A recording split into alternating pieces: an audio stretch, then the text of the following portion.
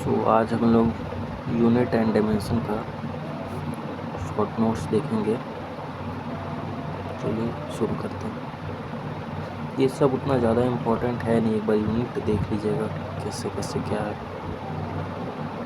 बाकी 1:0 यूनिट होता है 1.4 में 10⁻11 मीटर होता है। 1 लाइट ईयर जो होता है 9.46 में 10⁻15 मीटर होता है। एक पार्शिकल होता है 3.08 में 10⁻16 मीटर। प्रोटॉन का साइज होता है 10⁻−15 मीटर। अर्थ का जो साइज होता है 10⁻7 मीटर होता है। ये सब उतना ज़्यादा ये है नहीं, यहाँ देखिएगा। N1 U1 जो होता है कांस्टेंट होता है। N जो होता है मेजर वैल्यू होता है और U जो होता है यूनिट होता है फिजिकल क्वांटिटी का। तो यानी कि यहाँ पे होता है N1 U1 equal to N2 U2, मतलब कांस्टेंट होता है। तो N और U में रिलेशन देखा जाए ये होगा, और NU और U में रिलेशन देखा जाए तो ये U के पैरेलल होता है।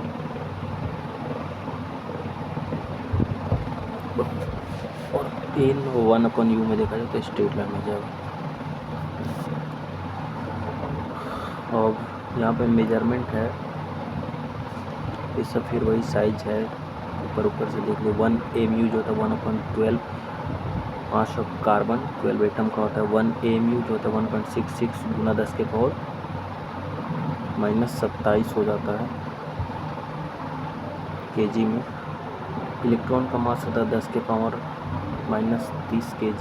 अर्थ का मास जो होता है 10⁻25 kg होता है। और ऑब्जर्वेबल यूनिवर्स का जो भी मास होता है 10⁻55 kg होता है।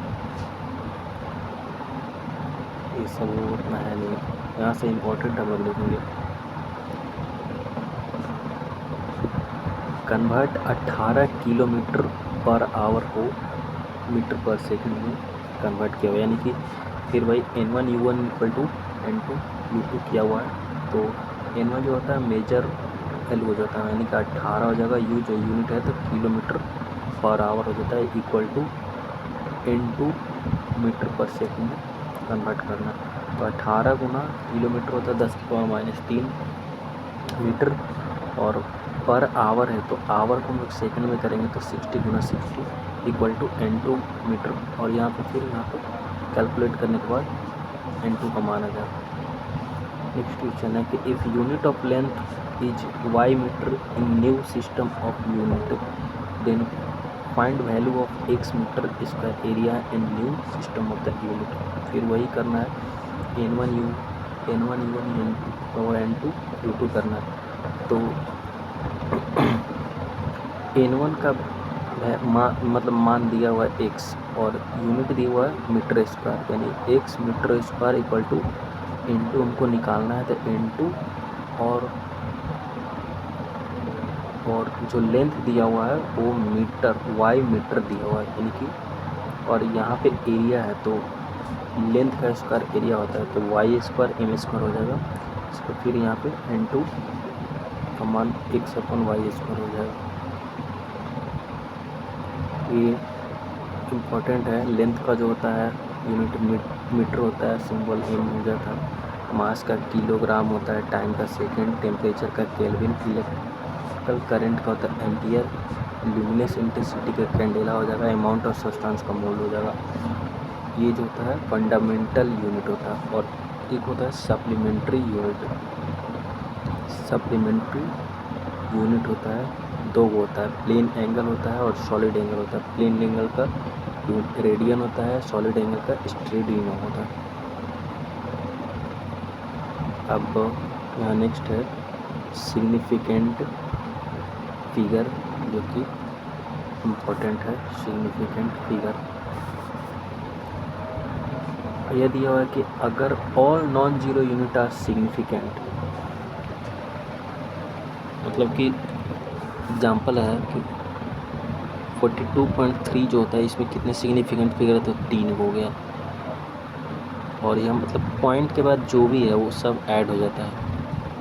और अगर इसके बीच में 0 है तो भी ऐड होगा, यानी कि 3 हो जाएगा, और यहाँ हो जाएगा 4। अगर पॉइंट के पहले अगर 0 है तो वो काउंट नहीं होगा, यानी कि इसमें हो जाएगा 3 सिग्निफिकेंट फिगर। पॉइंट के पहले वाला 0 ये वाला काउंट नहीं होगा, तो ये टोटल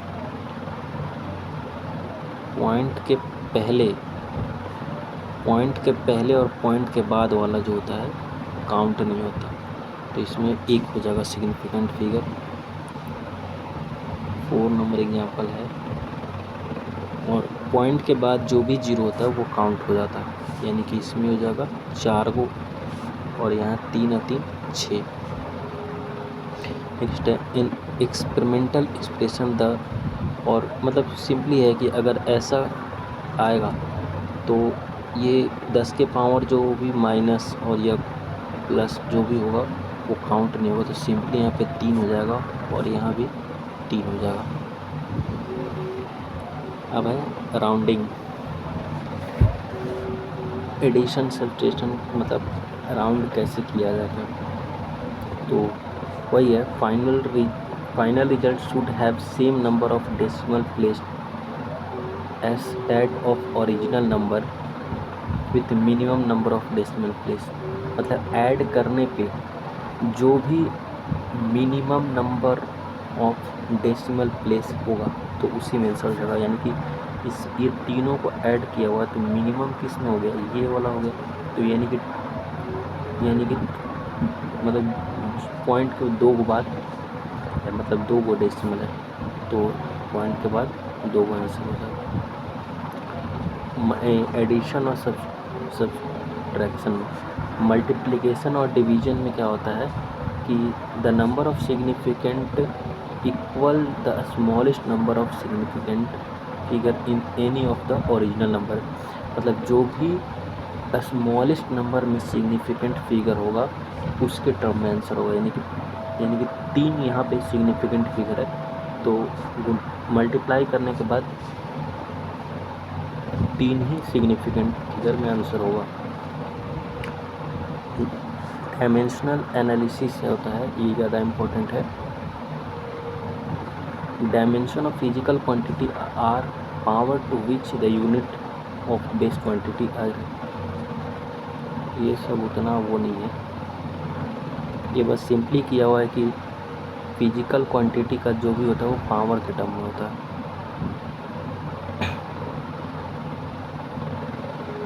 और यहाँ पे अगर ये ऐड किया होगा तो ये तीनों का डायमेंशन जो होगा सेम हो जाएगा। कन्वर्जन अगर किया हुआ है तो n1 u1 equal to n2 u2 करेंगे, ठीक है। और ये इतना जो होता है ना ये इम्पोर्टेंट है। मास का m होगा, लेंथ का l होगा, टाइम का t, वेलोसिटी का lt-1, एक्सीलरेशन का lt-2, फोर्स का mlt-2, एनर्जी का ml2t-2, पावर का ml2t-3, और फोर्स ग्रेडियंट जो होता है mt-2। फोर्स ग्रेडियंट का मतलब होता है कि फोर्स अपॉन लेंथ, उसी को कहेंगे फोर्स ग्रेडियंट, ठीक है।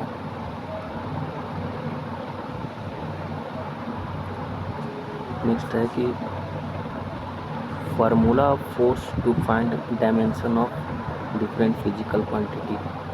मतलब कि ये फोर्स का फार्मूला से अलग अलग क्वांटिटी हम लोग फाइंड करेंगे, यानी कि फार्मूला आपको याद होना चाहिए। F equal to G m1 m2 upon R square, F equal to q1 q2 upon 4π/0 r square, F equal to K x होगा, F equal to m0 i1 i2 d upon 4π r, F equal to q भी हो जाएगा, F equal to q भी हो जाएगा, F equal to 6π beta r भी हो जाएगा, F इक्वल टू ऐसा यानी सरफेस टेंस और लेंथ को। ये नहीं भी याद होगा तो चलेगा, आगे जैसे जैसे हम लोग पढ़ेंगे तो याद हो जाएगा। उसी के फिर एनर्जी के टर्म में एनर्जी इक्वल टू HF हो जाएगा equal to 3/2 kBT equal to q²/2c I equal to I²RT equal to 1/2 LI², PV equal to nRT और ये है H upon T equal to K A del T upon L, stress equal to gamma one two strain हो जाएगा, Q equal to M S delta T Q two M L होगा। ये सब याद होना चाहिए। उसी तरह अब अलग अलग किया हुआ है, प्रेशर, स्ट्रेस, यंग मॉडुलस का डायमेंशन सेम होता है, उसका डायमेंशन होगा M L minus one T minus two. देखो प्रेशर का नहीं भी याद हो तो मतलब वो निकाल सकते हैं, ठीक है।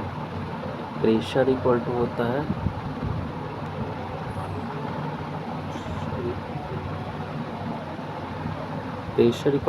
फोर्स अपॉन एरिया, ठीक है। प्रेशर जो होता है फोर्स अपॉन एरिया होता है, तो फोर्स का हम लोग लिखेंगे और एरिया का कर देंगे तो वो आ जाएगा आंसर। वर्क, एनर्जी और टॉर्क जो होता है ये तीनों का डायमेंशन सेम होता है, M L square T minus to.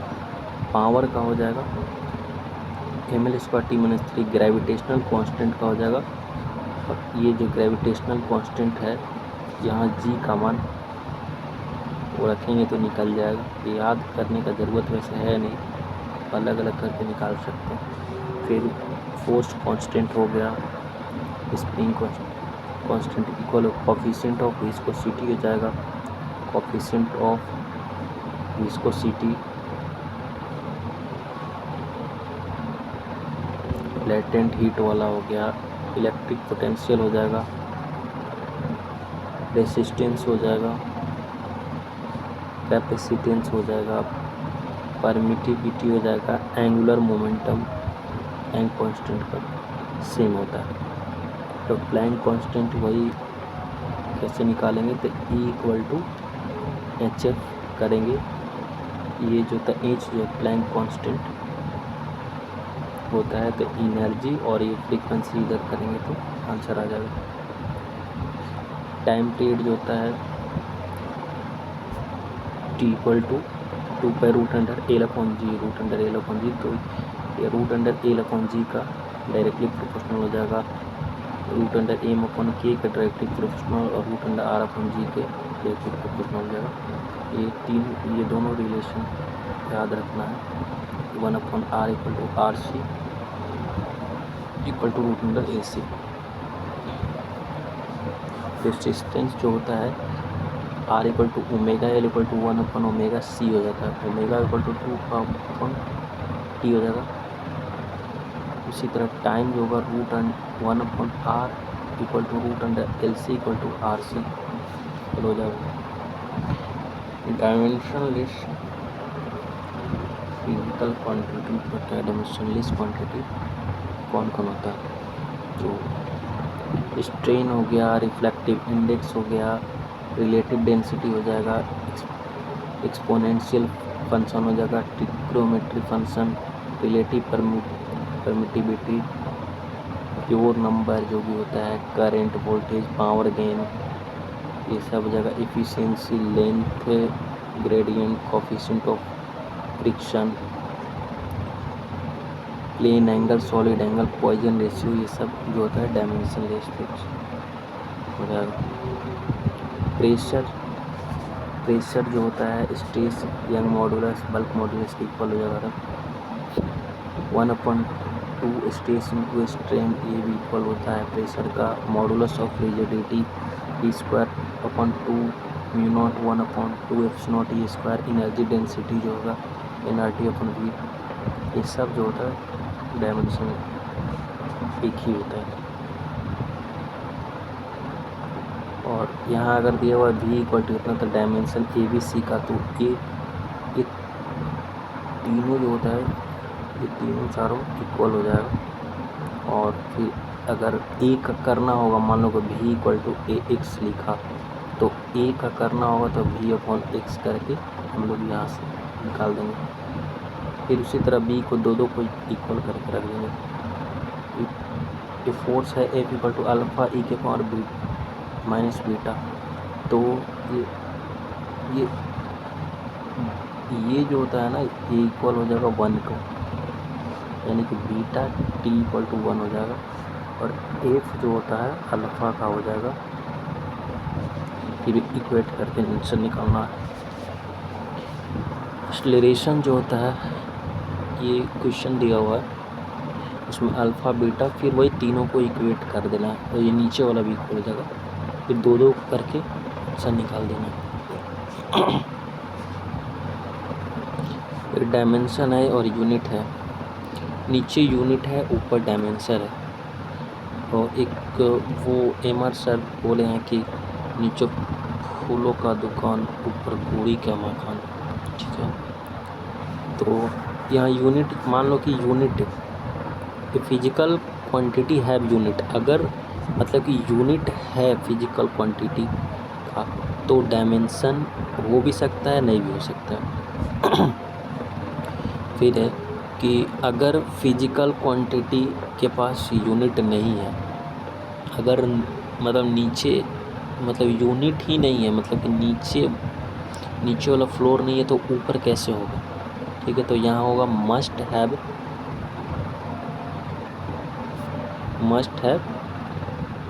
Must be dimensionless, मतलब डायमेंशन नहीं होगा। फिर है कि अगर किसी के पास डायमेंशन है तो मस्ट भी यूनिट होगा, मस्ट हैव यूनिट। और अगर डायमेंशन नहीं है तो मे और मे नॉट हैव यूनिट हो भी सकता है और नहीं भी हो सकता है। उसी तरह है डायमेंशनल करेक्टनेस और फिजिकली करेक्टनेस। तो अगर कोई भी इक्वेशन जो है डायमेंशनल रॉन्ग है, तो फिजिकली भी जो होगा वो भी रॉन्ग ही होगा, ठीक है, रॉन्ग ही होगा। और अगर डायमेंशनल करेक्ट है तो मे और मे नॉट फिजिकली करेक्ट, और अगर फिजिकली रॉन्ग है तो मे और may not be dimensional correct होगा। मतलब कि अगर ऊपर वाला फ्लोर नहीं है तो नीचे वाला हो भी सकता है और नहीं भी हो सकता है।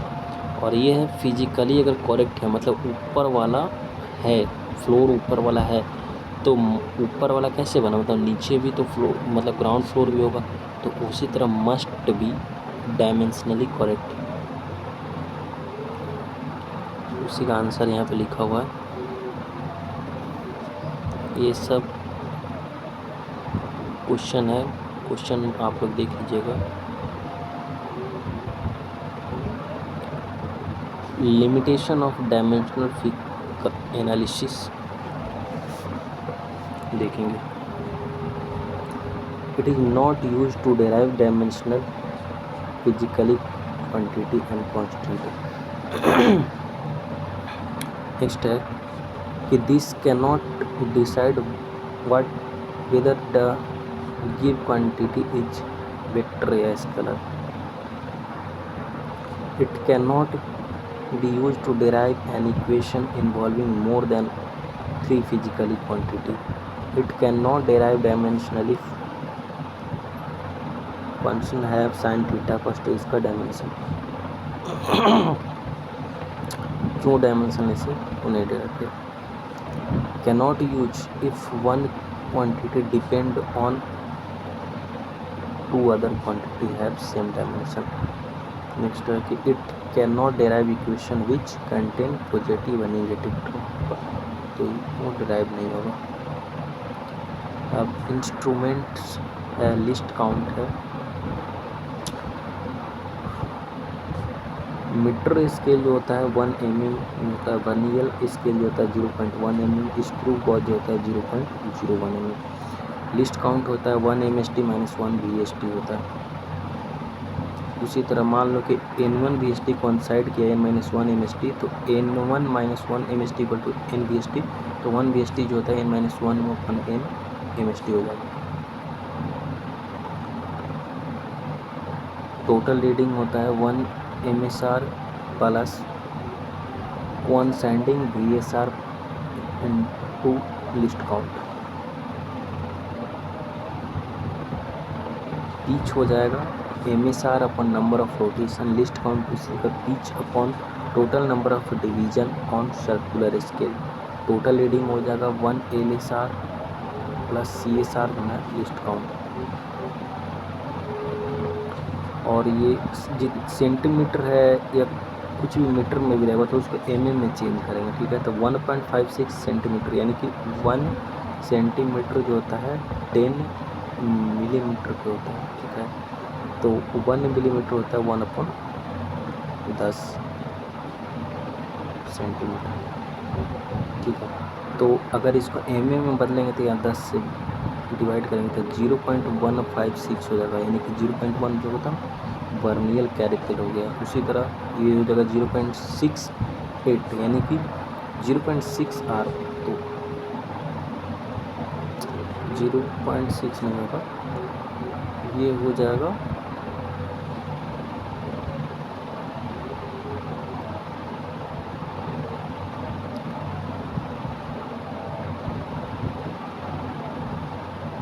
यहाँ डिवाइड नहीं होगा, यहाँ मल्टीप्लाई होगा, ठीक है। तो ये 15.6 हो जाएगा, यानी कि वर्नियल कैरेक्टर हो गया 0.8 में हो जाएगा।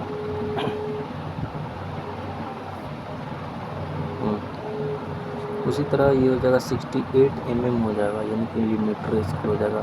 ये 8.96 है, यानी कि 0. मतलब डबल डिजिट में, तो ये स्क्रू गज हो जाएगा। ये सेंटीमीटर 10 से मल्टीप्लाई करेंगे यहाँ पे 0.11, तो ये भी स्क्रू गज हो जाएगा। ये 8.3 है, तो ये वर्नियर कैलिपर हो जाएगा। आप लोगों को समझ में आ गया होगा, अगर नहीं समझ में आया तो 1 सेकंड।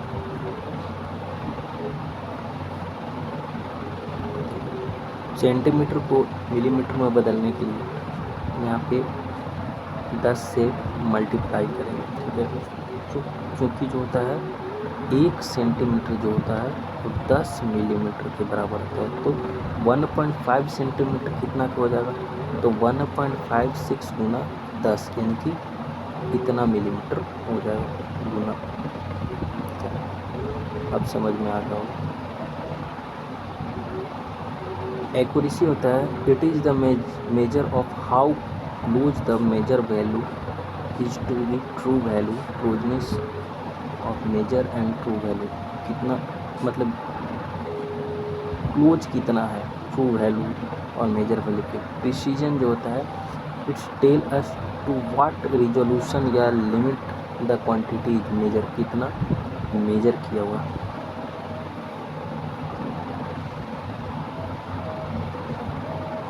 ये एरर इन मेजरमेंट हो जाएगा, सिस्टमेटिक एरर होता है, रैंडम एरर होता है। सिस्टमेटिक 3 में हो जाता है, इंस्ट्रूमेंटल डेटा एक्सपेरिमेंट हो जाता है, पर्सनल की वजह से होगा। एब्सोल्यूट एरर जो होता है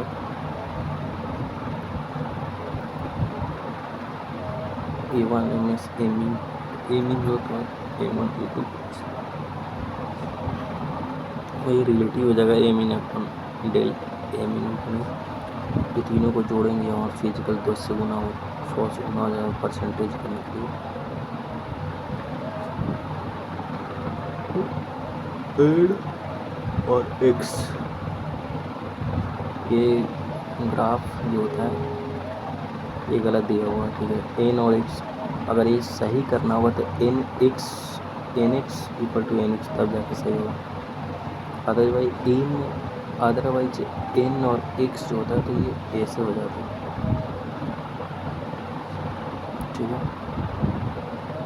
और यहाँ पे अगर जनरल किया है तो 1 del Z upon Z equal to हो जाएगा ई जो मल्टीप्लाई करेंगे डेल ए अपॉन ए, फिर यहाँ क्यू को मल्टीप्लाई कर देंगे, फिर आर के सारा को ऐड कर देंगे।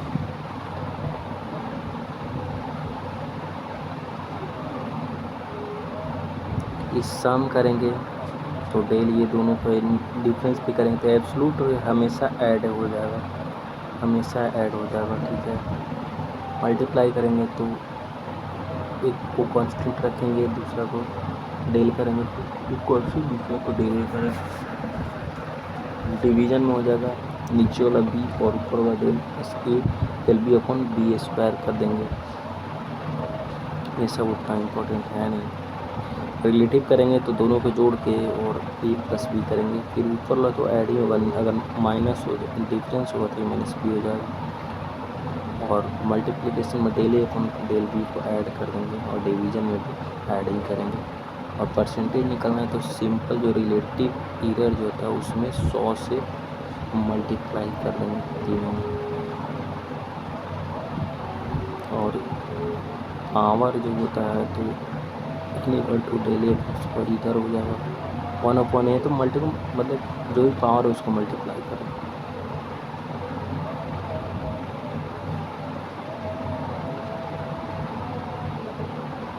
ठीक है, हम लोग शॉर्ट नोट देख लिया है। अच्छा लगा तो लाइक कमेंट और सब्सक्राइब, बाकी नेक्स्ट वीडियो में देखेंगे।